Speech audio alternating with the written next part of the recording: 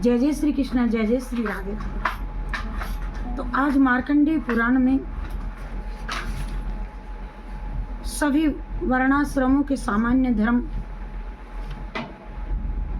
सभी वर्णाश्रम के सामान्य धर्म इस प्रकार हैं, जैसे सत्य, सोच, अहिंसा, अनसूया, क्षमा, उदारता, अकपणता, अनशस्त्र, ये 8 गुण हैं। जो व्यक्ति इन नियमों का पालन करता है वह ब्रह्मलोक में जब तक निवास करता है तब तक 14 इंद्रियों का पतन नहीं हो जाता तथा अपने वर्णाश्रमों के नियमों का उल्लंघन नहीं करता। अन्य धर्म को अपनाने वाला राजदंड का भागी होता है। यदि राजा उस धर्म के उल्लंघन करने वाले को राजदंड दे करके उसके सही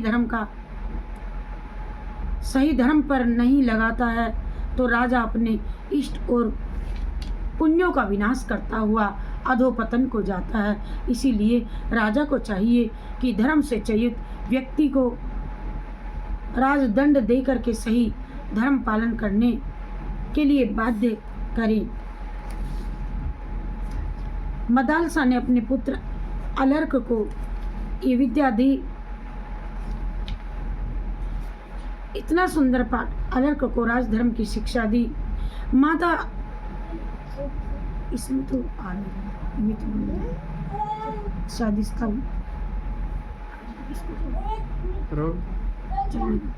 अलर्क को राजधर्म की शिक्षा माता द्वारा नित्य प्रति उपदेश सुनते हुए अलर्क कुमारावस्था को प्राप्त हुआ। इसका उपनयन संस्कार हो गया। एक दिन अलर्क ने अपनी माता से कहा, हे माँ, जो कर्म इहलोक और परलोक में भी सुख दें तथा जो प्रजा के कल्याणार्थ और धर्म तथा अर्थ हेतु जो उचित कर्तव्य हो मुझे समझाइए।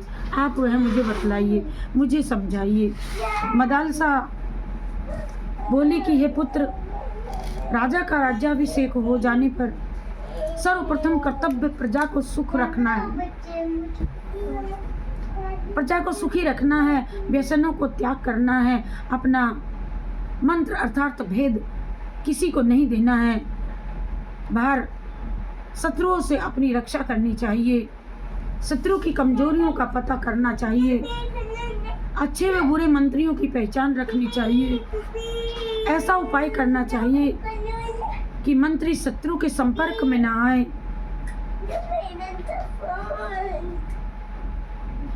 और अपना गुप्त भेद किसी भी तरह से बाहर ना जाए, नहीं तो राजा का 8 प्रकार से पतन होता है, नाश होता है राजा का। राजा को शत्रु, आप्त, पुरुष एवं बंधुओं पर भी विश्वास स्वप्न में भी नहीं करना चाहिए। वैसे समय का औचित्य देख करके शत्रु पर भी विश्वास किया जा सकता है।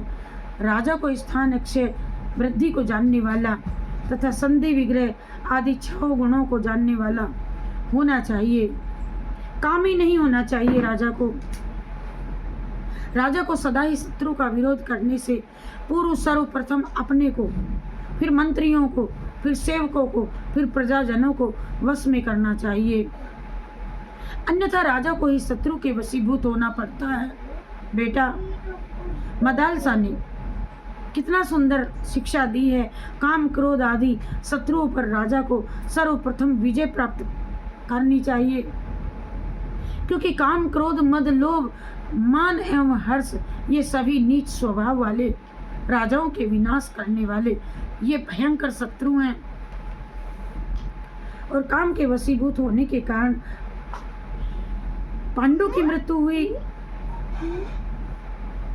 पांडु मृत्यु को प्राप्त हुए। और क्रोध के वशीभूत होने के कारण अनुहल्लाद को पुत्र से हाथ धोना पड़ा। क्रोध के कारण एल पुरूरवा का स्वर्गवास हुआ। मद अहंकार के कारण बैन ब्राह्मणों के द्वारा नष्ट हुआ। मान के कारण अनायु के पुत्र की मृत्यु हुई।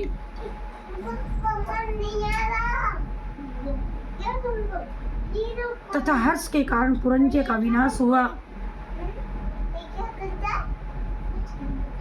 परंतु महात्मा मरुत ने इन 6 दोषों को अपने वश में करके संपूर्ण विश्व को पर राज्य किया। फिर माँ ने आगे कहा, हे पुत्र, राजा को सदा ही कौवा, कोयल, भोरा, बकुला, सर्प, मोर, हंस, मुर्गी, लोहा से और वेश्या, कमल, सरब, सूली का, गुरुविस्तानी स्त्री तथा गोपांगना से शिक्षा ग्रहण करनी चाहिए। 10 मिनट।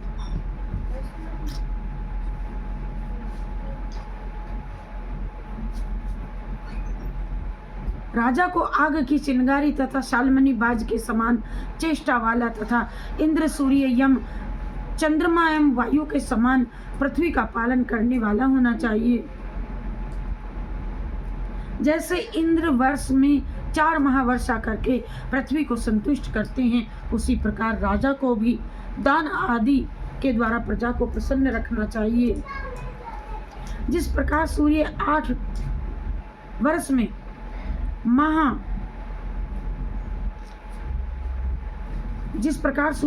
में 8 माह पृथ्वी से जल का शोषण करता है, उसी प्रकार राजा को प्रजा से थोड़ा थोड़ा कर ग्रहण करना चाहिए। जिस प्रकार यमराज समय आने पर मृत्यु के समय शत्रु एवं मित्र के साथ एक सा व्यवहार करते हैं, उसी प्रकार राजा को भी समदर्शी होना चाहिए।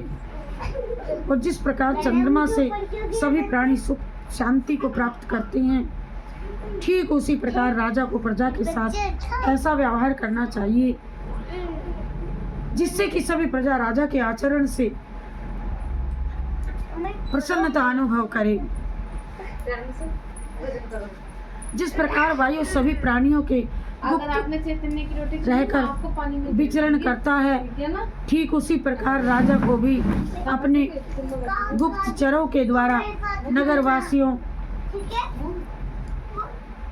और मंत्रियों, शत्रुओं और मित्रों तथा बंधुओं में गुप्त रूप से विचरण करना चाहिए।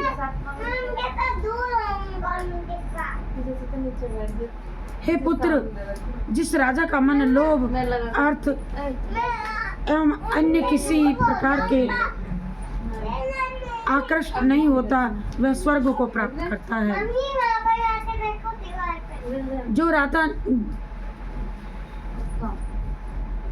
जो राजा नीति पूर्वक दंड धारण करके पृथ्वी पर राज्य करता है तथा धर्म विरुद्ध आचरण करने वाले को एवं भ्रष्ट कुमार्गी व्यक्ति को सही राह पर लाता है, वह स्वर्ग को प्राप्त करता है।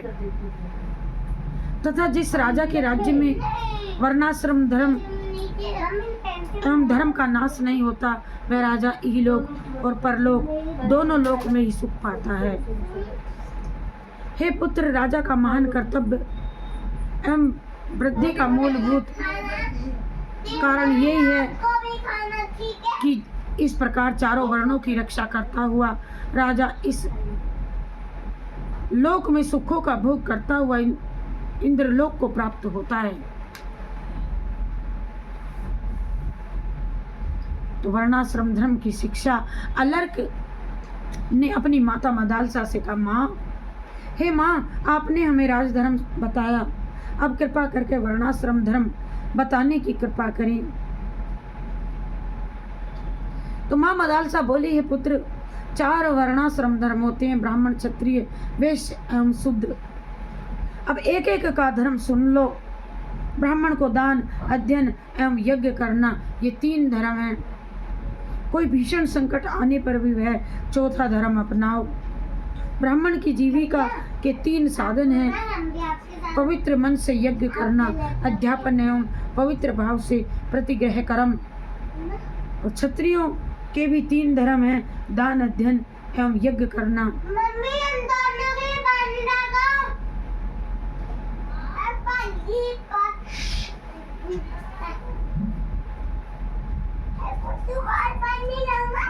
वैश्यों के भी दान, यज्ञ और अध्ययन करना, तीनों ही धर्म है।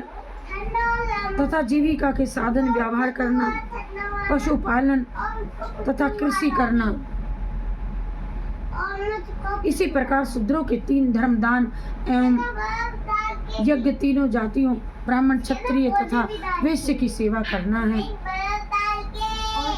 तथा जीविका साधन कारू कर्म ब्राह्मण की सेवा, पशुपालन, विक्रिय विक्रिय आदि हैं।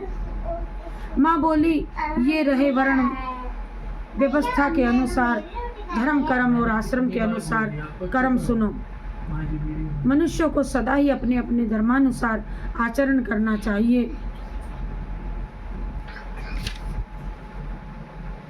तभी वह किसी भी प्रकार की सिद्धियों को प्राप्त कर सकता है। अन्यथा दूसरे धर्म के पालन करने से उसका अपना धर्म नष्ट हो जाता ही है,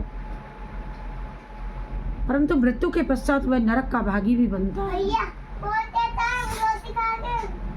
जब तक द्विजातियों का उपनयन संस्कार नहीं होता तब तक तो वे अपनी इच्छानुसार आहार विहार आलाप आदि कर सकते हैं, परंतु उपनयन संस्कार के बाद नियमबद्ध जीवन व्यतीत करना होगा। जैसे उपनयन संस्कार होने के बाद मनुष्य को ब्रह्मचर्य का पालन करते हुए गुरु के घर पर ही निवास करके स्वाध्याय, अग्नि पूजा अर्थात हवन आदि स्नान करके भिक्षाटन करके गुरु को समर्पित करना, फिर गुरु की आज्ञा से ही भोजन आदि करना चाहिए। तन मन से गुरु की आज्ञा पालन करते हुए अनन्य भाव से अध्ययन करना चाहिए और गुरु के चरणों में प्रणाम करके उत्तम दक्षिणा देनी चाहिए।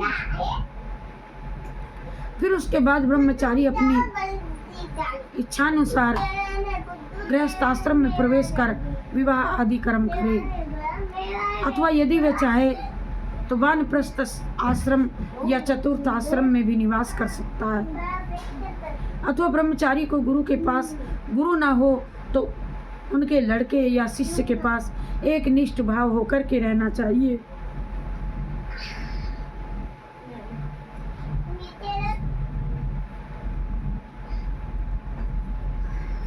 और फिर उसके बाद ब्रह्मचारी अपनी इच्छानुसार गृहस्थ आश्रम में अथवा ब्रह्मचारी को गुरु के पास, लड़के या शिष्य के पास, जब इसे गृहस्थ आश्रम में आने की इच्छा हो तो तब वह गुरु की आज्ञा लेकर के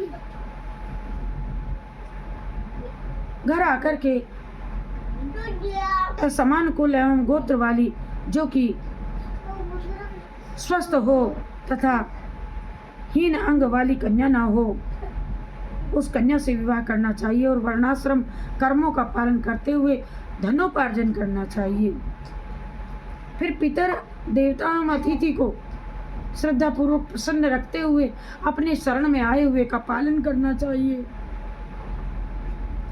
और भृत्यों पुत्रों, दीन अंधों, चायक पतित एवं पशु पक्षी आदि को भी अन्य आदि देकर के पालन करना चाहिए तथा पंच यज्ञ करना चाहिए। यही गृहस्थी धर्म है।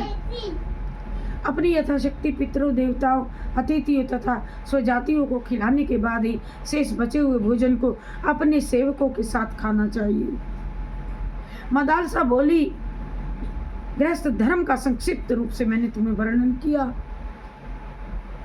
अब वानप्रस्थ धर्म भी सुनो। बुद्धिमान पुरुष का कर्तव्य है कि वह जब अच्छी तरह अनुभव करने लगे कि उसका घर, धन व संतान आदि से पूर्ण है तथा अपना शरीर बुढ़ापे की ओर आ जा रहा है, तो उसे आत्मशुद्धि के लिए वानप्रस्थ आश्रम को ग्रहण करना चाहिए। वे वानप्रस्थ आश्रम में भूमि शयन, ब्रह्मचर्य का पालन, अतिथि देवताओं पितरों का पूजन आदि क्रियाओं के संपन्न करना व फल मूल का आहार लेते हुए अपनी आत्मा की उन्नति करनी चाहिए। हवन, त्रिकाल स्नान, ध्यान, जटा व वल्कल धारण, मौन वर्ण का अपना मौन व्रत पालन, योगाभ्यास एवं वन्य प्राणियों के साथ स्नेह करते हुए शुद्ध आचरण करना चाहिए। वानप्रस्थाश्रम के बाद भिक्षु नामक चौथा उत्तम आश्रम है। इस आश्रम में सभी प्रकार के संग का त्याग कर देना चाहिए। क्रोध रहित होकर के इंद्रियों को वश में करके ब्रह्मचर्य का पालन करना चाहिए। किसी भी एक स्थान पर बहुत दिनों तक निवास नहीं करना चाहिए। कर्म का विसर्जन, भिक्षान्न से केवल एक बार भोजन, आत्मज्ञान की कामना तथा आत्मदर्शन आदि करना चाहिए। श्रीमन नारायण नारायण। देख लो इसको, ये पूरा हो गया प्रियांशु, इसको देख कभी चार्जर ना हो मेरे भाई। सभी वर्णाश्रमों के सामान्य धर्म सही है या नहीं? चार्जर था। सभी वर्णाश्रमों के सामान्य धर्म इस प्रकार हैं, जैसे सत्य, सोच, अहिंसा, अनसूया, क्षमा, उदारता, करुणता, अनसृष्ट, ये 8 गुण हैं। जो व्यक्ति इन नियमों का पालन करता है वह ब्रह्मलोक में जब तक निवास करता है तब तक 14 इंद्रों का पतन नहीं हो जाता तथा अपने वर्णाश्रमों के विषयों का उल्लंघन नहीं करता। अन्य धर्म को अपनाने वाला राजदंड का भागी होता है। यदि राजा उस धर्म के उल्लंघन को करने वाले को राजदंड दे करके उसके सही धर्म पर नहीं लगाता है तो राजा अपने इष्ट और पुण्यों का विनाश करता है, अधोपतन को जाता है। इसलिए राजा को चाहिए कि धर्म से चयित व्यक्ति को राजदंड दे करके सही धर्म पालन के लिए बाध्य करे। सदाचार वर्णन, श्री मार्कंडेय पुराण।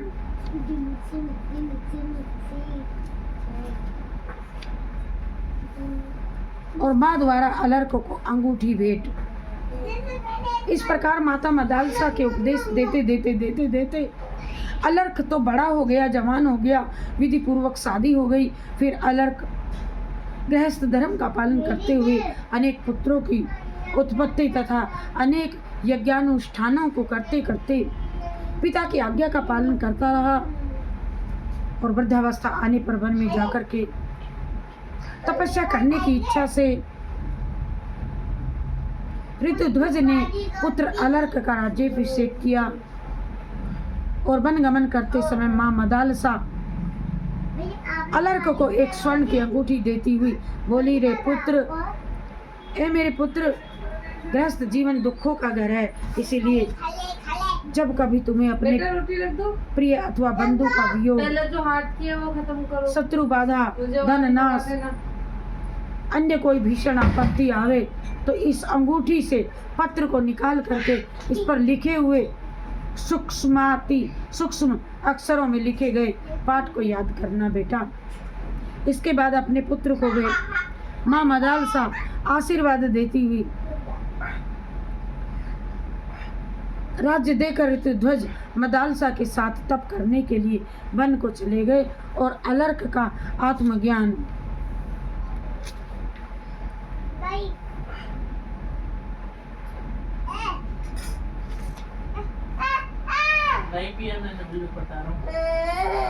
धर्मात्मा अलर्क ने न्याय पूर्वक प्रजा का पुत्रवत पालन करते हुए बड़े बड़े यज्ञों का अनुष्ठान किया, दुष्टों को दंडित किया तथा सज्जनों को प्रेष्य दिया और सभी प्रजा सब प्रकार से प्रसन्न थी। पृथ्वीपति अलर्क ने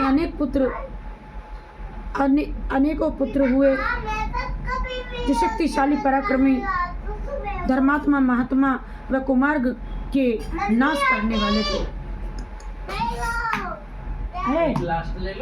रंदा बोलो मत।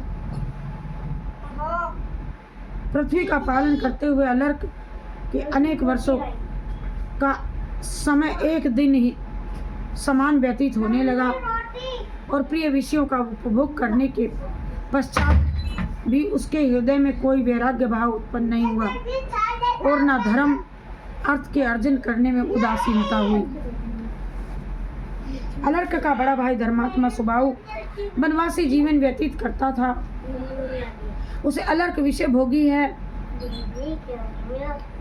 जानकर बड़ा कष्ट हुआ।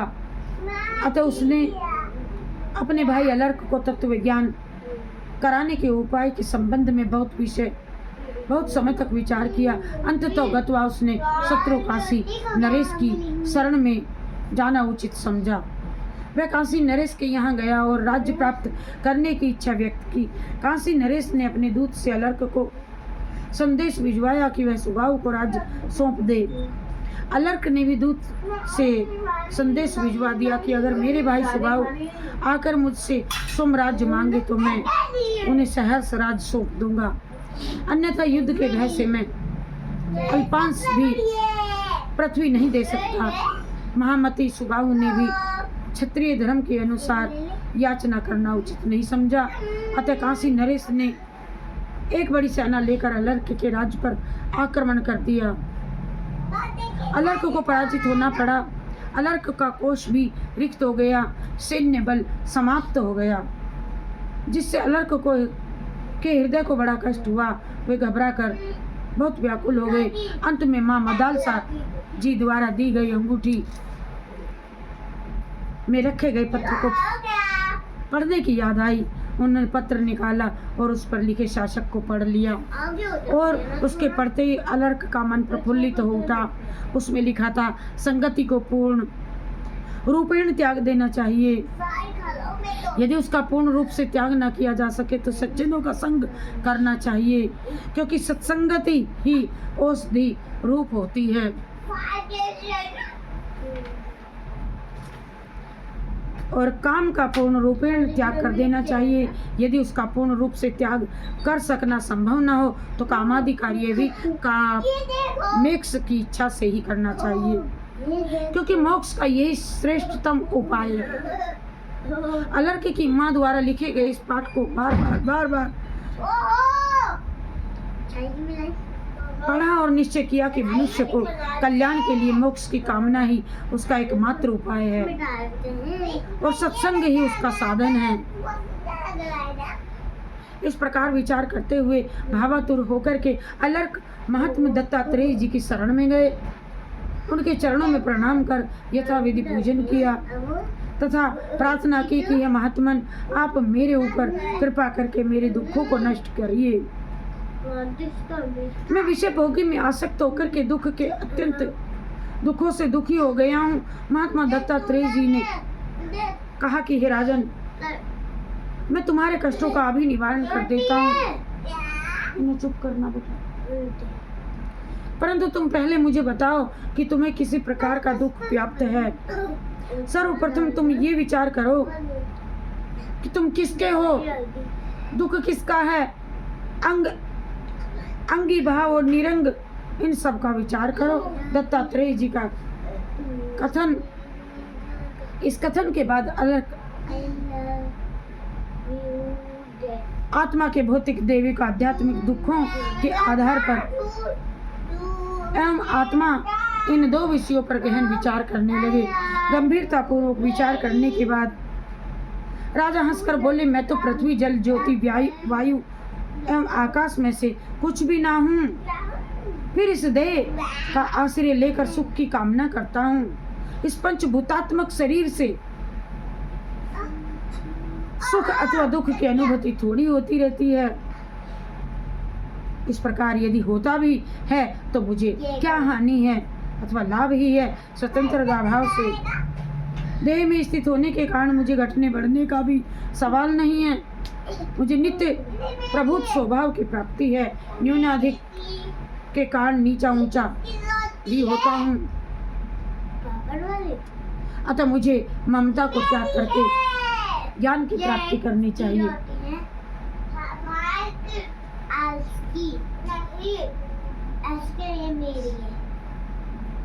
मैं तन मात्रा में तथा सूक्ष्म त्रियांश में अवस्थित हूँ।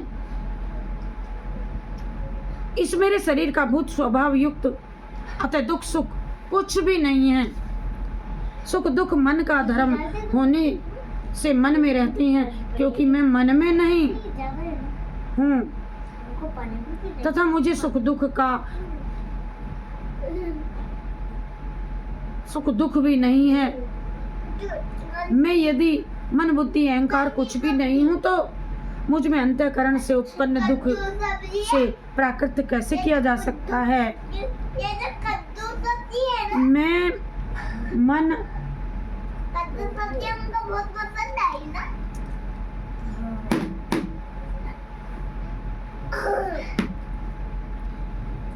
मैं मन और शरीर भी नहीं हूँ, क्योंकि मैं शरीर और मन इन दो से भिन्न हूँ। इसलिए सुख और दुख चाहे शरीर में रहें अथवा मन में,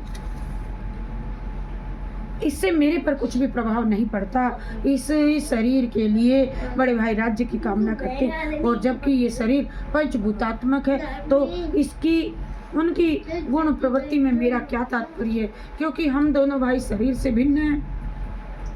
जिसके न हाथ है, न पैर है, न मुंह है, न कान है, न आँख है, न अंग श्री कोई नहीं, और है तो है मांस हड्डी सिराएं, बाकी और कुछ नहीं है। तो उसे हाथी घोड़े रथ कोष आदि की क्या आवश्यकता है। आत्मा को तो इससे संबंध कुछ भी ज्ञात नहीं होता। जिस प्रकार मेरा कुछ भी नहीं है तो ना मेरा कोई शत्रु है, ना कोई मेरा मित्र है, ना कोई मुझे दुख है, ना कोई मुझे सुख है, ना कोई मेरा साथी है, ना कोई मेरा दुश्मन है।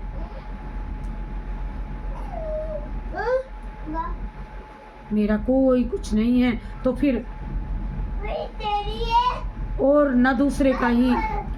मेरे विचार से तो जिस प्रकार से घटी कुंभ और कमंडल में स्थित आकाश, घट में आकाश एक होते हुए भी अनेक प्रतीत होते हैं, उसी प्रकार आत्मा सुबाहु काशी नरेश और मुझ में एक होकर के भी शरीर वेश से भिन्न दिख रहे हैं। आगे दत्तात्रेय जी से अलर्क द्वारा योग विषयक प्रश्न कल। श्रीमन नारायण नारायण नारायण, जय जय नारायण नारायण नारायण, जय जय नारायण नारायण नारायण, ओ जय जय नारायण नारायण नारायण।